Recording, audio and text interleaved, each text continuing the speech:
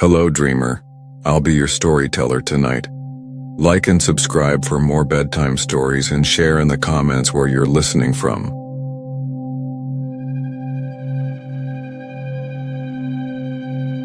This is the night I realized I never left the highway alive. I should have never taken that road. It was late, past midnight. I just wanted to get home faster. I remember the gas station lights glowing behind me as I pulled away. I had bought a cheap coffee, a bag of chips. I tossed the receipt on the passenger seat. The road was empty, a long black ribbon stretching into nothing. No signs, no houses, no sound except the hum of the engine. The smell of burnt coffee lingered in the cup holder. The radio whispered static between fading songs. I told myself, just a shortcut. But the farther I drove, the stranger it felt. The first sign came small, a shape on the road, something hunched. I swerved. My tires screamed. When I looked back, nothing. The road was clean, but my hands wouldn't stop shaking. I tried the radio again. A voice came through, not music. Whispers, broken words. You shouldn't be here, son, or I killed the radio. The silence was worse and the air grew colder. My breath fogged the windshield. That's when I saw him, a man, standing by the shoulder. Still, too still. I drove faster, but then I looked in the mirror. And he wasn't on the road anymore. He was in my back seat. I couldn't breathe. I slammed the brakes. The world spun. Pedal screamed, glass shattered, then silence when I opened my eyes. The car was gone. The road was empty, but I was standing, somehow alive. Or so I thought. At first I wandered, calling for help. My phone was dead. My watch frozen at 2:17 a.m. I walked, miles maybe, but the road never ended. Every mile looked the same. Same cracked asphalt, same broken signs, same dead tree leaning over the ditch. I began to hear things, footsteps behind me, my own voice calling my name. And sometimes, headlights. A car would slow down. The driver would look my way, but their eyes passed through me, as if I wasn't there. One night I screamed at them. I even reached out, clawing at the window. The driver didn't flinch, but the child in the back seat, he saw me. He screamed, and they drove off faster. Time doesn't move here. Every night feels the same. The same cold air, the same broken signs. But sometimes I see them, other lost ones, shadows standing on the shoulder, waiting like me. We don't speak, we just watch, and I think that's the worst part. Not the silence, not the loneliness, but the waiting, endless. I used to think I survived the crash, that maybe help would come. But then I saw it, my car, crumpled metal in the ditch. My body still inside, head slumped against the wheel, eyes wide, mouth frozen in a scream. I wasn't standing, I was gone. The man on the road, the shadow in the back seat. He wasn't haunting me. I was becoming him, and now I stand where he once stood. Waiting for headlights, waiting for someone to look too long, 'cause once you meet my eyes, and if you're hearing this, maybe it's already too late.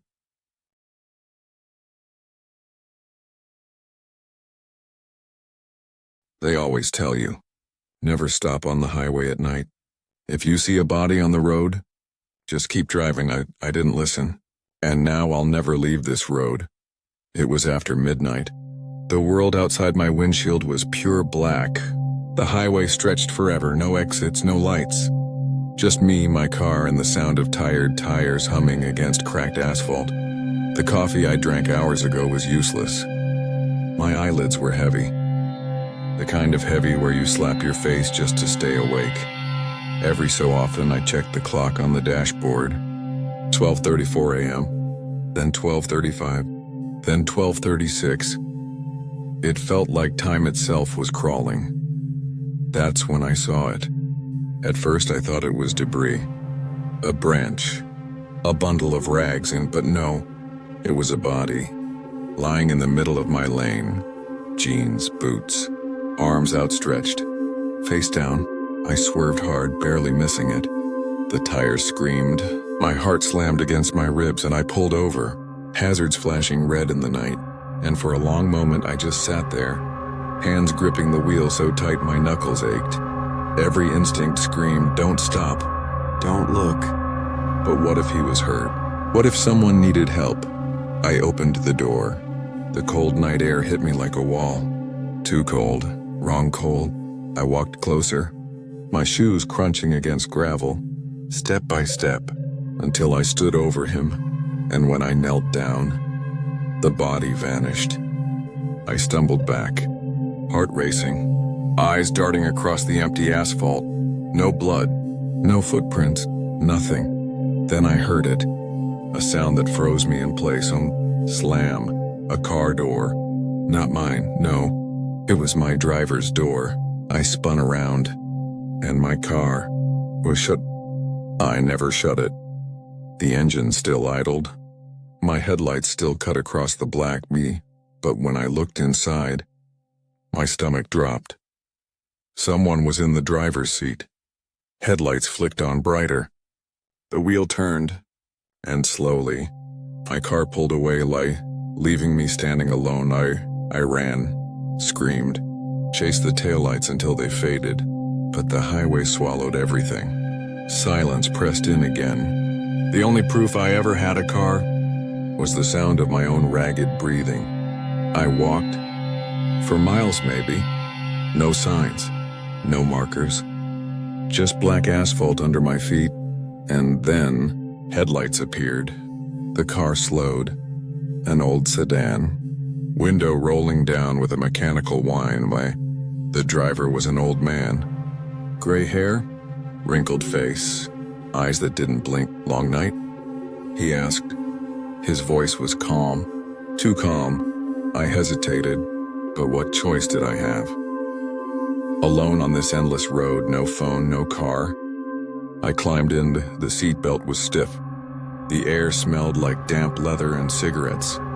We drove, but something was wrong. The dashboard clock, it read 12:37 a.m. Minutes passed, still 12:37. Always 12:37. The fuel gauge never moved. The road never changed. And the driver never blinked. Finally, after what felt like hours, he spoke again. "You shouldn't have stopped," he said. "Once you step out, you don't get back in." I turned to him, my voice shaking. "What do you mean?" That's when I saw it. His hands on the wheel. They weren't hands at all. They were pale, too pale, like wax, and his smile, stretched, too wide, like his face was never made to hold it. I looked back at the windshield, at the reflection in the glass, and the passenger seat beside him was empty. I wasn't there. I don't know if I died on that road, or if I never existed to begin with, but I know this. That highway isn't just asphalt, it's a trap. Bodies on the ground, drivers who never blink, cars that drive themselves away, and once you stop, you become part of it. So if you're driving late tonight, and you see a body on the highway, don't stop, it's never alone.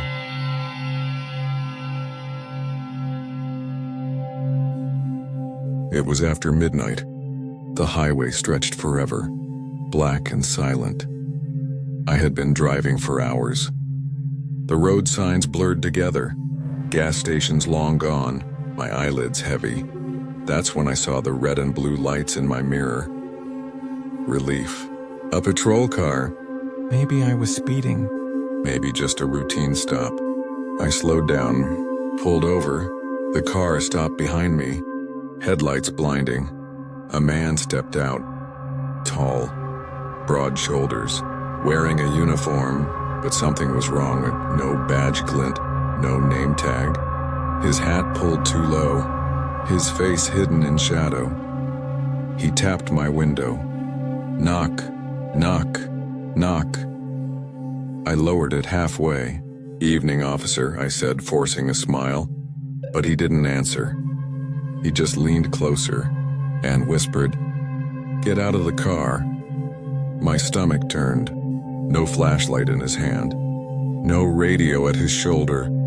I glanced at his car in the mirror. The lights flickered strangely. Not like real sirens. Too fast, too uneven, almost alive, like I gripped the steering wheel. "Is there a problem?" I asked.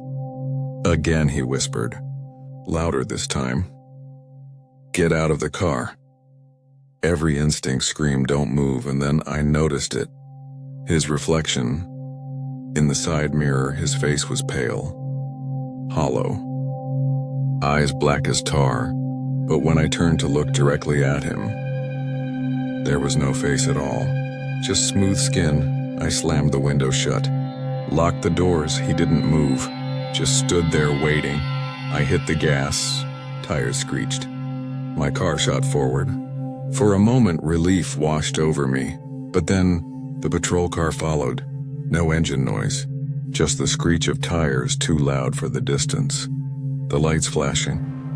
Faster. Brighter. Blinding. No matter how fast I drove, the gap never widened.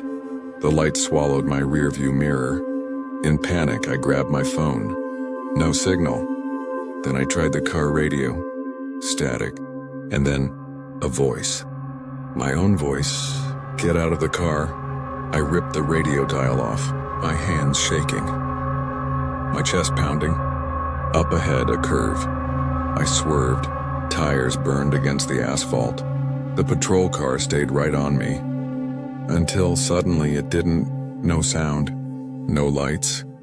No car. Just empty highway behind me.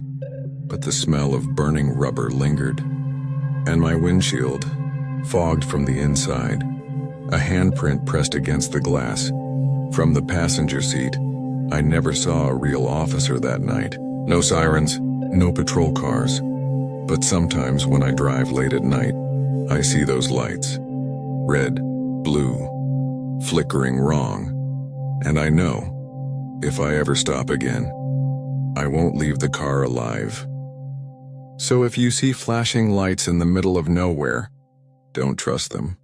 Don't stop. Because sometimes, the law isn't what's pulling you over.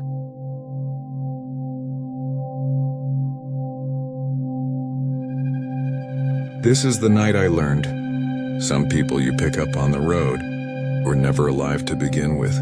It was past midnight. I was driving back from my cousin's wedding. My suit was wrinkled, my tie hanging loose. The highway stretched on forever, dark, empty, endless. The radio was nothing but static. My phone had no signal. The only sound was the engine's low hum and the occasional howl of the wind slipping through the cracks of the window. I was tired. My eyes burned. My hands shook on the wheel. I told myself I'd stop at the next rest area, and that's when I saw her. A girl, standing alone on the shoulder of the road. She wore a pale dress that almost glowed under the moonlight. Her hair was long, black, and tangled by the wind. At first I thought I was hallucinating, but then she raised her hand, slowly, a signal, asking for a ride. Against my better judgment, I pulled over. When she opened the door and slid into the passenger seat, the air turned colder. She didn't speak. She didn't smile. She just stared out the windshield. Where are you headed?" I asked. My voice cracked. After a long silence, she whispered, "Home." We drove in silence for miles. She smelled faintly of wet earth and old flowers, like a graveyard after rain. Her hand sat still on her lap, pale, too pale. Her lips were dry, as if she hadn't spoken in years. I tried small talk, no answer. I asked if she was okay, and nothing. Finally, I asked where her home was, and she turned. Slowly, Her eyes met mine. Not far. My chest tightened. Something about her stare. It was hollow, like looking into a well with no bottom. After a few more miles, I blinked. Just 1 second, and when I opened my eyes, she was gone. The passenger seat was empty. The door never opened. The seatbelt was still fastened. My heart pounded. I pulled over, gasping for air. Had I been dreaming? No, I could still smell the damp earth. And then, I saw it. Ahead, a flickering sign. A rest area. I pulled in, desperate for people, for lights, for anything human. The place was old, abandoned. Graffiti stained the walls. The vending machines were shattered, but carved into the wooden bench near the bathroom door was a name. Her name, the same girl, the same pale letters, and below it, a date, the date of her death, 10 years ago, and I stumbled back to my car, shaking. The passenger door was open. On the seat, a damp patch, as if someone had been sitting there, soaked from the rain. And in the rearview mirror, I saw her, sitting in the back seat, eyes hollow, smile wide. She whispered one word, home. I drove. Faster than I've ever driven before, my vision blurred with tears, my hands numb. I didn't stop until sunrise, and when I finally dared to look back, the back seat was empty, but the smell of wet earth never left. It lingers still. Even now as I tell you this, sometimes when I drive late at night, I catch glimpses of her reflection. In the glass, in the mirror, always waiting. And I know one thing for certain. She's still with me. Still searching for her home. And one day, she'll take me there too. So if you ever see a girl in white by the side of the road, don't stop. Don't even look. Because once she's inside your car, she'll never leave.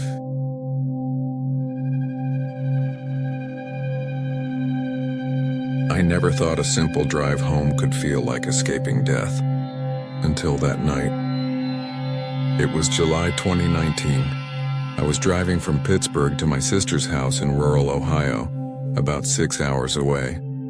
My car was old, a 2008 Honda Civic, but it ran fine. The sun was setting and the sky bled orange and pink over the highway. My GPS suggested a shortcut, a quiet route through country roads. I shrugged. It'll save an hour, I said to myself. The first 2 hours were uneventful. Fields, forests, a few farmhouses. Just me, my music, and the hum of the tires on asphalt. Then I noticed a car behind me, a dark sedan, headlights off. At first I thought it was coincidence. It was a long road. Maybe we were going the same way, but it didn't pass. I glanced at the rearview mirror. The car was always there, never moving ahead, never falling behind. I turned on the radio, static. Turned it off, silence, and my chest tightened. Something wasn't right. Then, just as the road narrowed near a curve, the sedan accelerated, drawing level with my car. A figure leaned toward the driver's side window. I couldn't see the face, but the energy. It was wrong. I slammed on the gas. The engine roared. But the car stayed with me, silent, patient. I passed a gas station. Lights flickered. I slowed, hoping it would stay behind. It didn't. Finally, I hit a stop sign in a tiny town. Lights dim, streets empty. I stopped, heart hammering. The sedan pulled up behind me. The window rolled down. A man, or maybe not a man. Tall, gaunt, features blurred in the darkness. He pointed behind my seat. I turned. There was a shadow. A figure had slipped into my back seat while I was checking mirrors. I froze. "Get out!" I shouted. The figure didn't respond. Just stared. Suddenly, the man outside shouted, "That's not yours. That's not your kid, mate." I didn't have a kid. My stomach turned. I slammed the door and floored it. Tires screamed. My heart raced. The road stretched endlessly. My mind screamed too. What had just happened? Every turn I took, the sedan mirrored me. I realized it wasn't about catching me. It was about making me see it. Every reflective surface, every window along the road, I glimpsed that shadow. It never moved from the back seat. I tried calling 911. No signal, just the wind, my breath, the tires. Hours passed, though it couldn't have been more than 20 minutes. Trees became walls. The same bend repeated. Street signs glitched into illegibility. Then headlights. A real car. Another driver and I pulled alongside, waving desperately. The driver looked straight through me. Ignored me. Only then did I understand. I wasn't alive anymore. The shadow leaned forward. Whispered something I couldn't hear, but I felt it in my chest. You belong here now. The next morning, the highway was empty. I never reached my sister's house.